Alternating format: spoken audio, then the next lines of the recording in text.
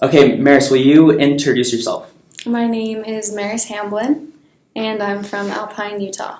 What's the name of your business? It is called Rings by Mare, and it is a jewelry business. Mm-hmm.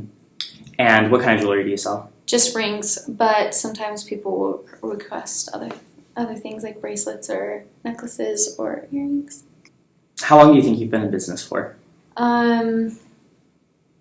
I would say a little over 2 years, probably. It started out, I was just making rings for like family and friends as Christmas gifts. Mm-hmm. And then they really liked them, and like my other friends wanted me to make them for them, and people were asking me to make them. And who do you mostly sell to? Who's your target audience?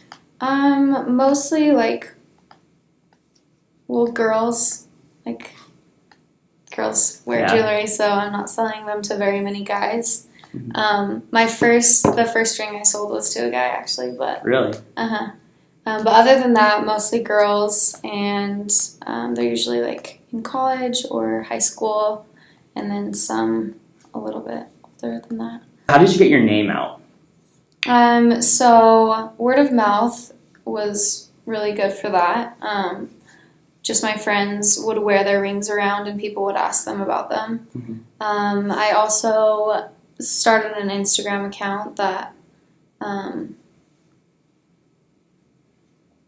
can post about my. And how do you sell your product?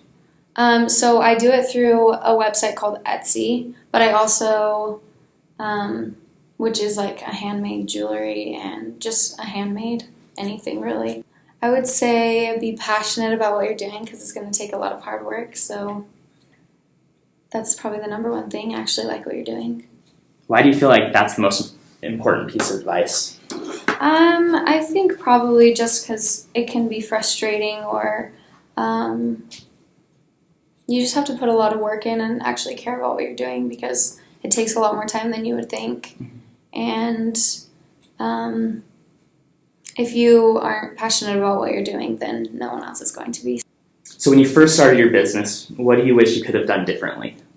When I first started out, I would have probably just been more organized with like making a brand better, instead of just kind of like throwing it out there. Yeah.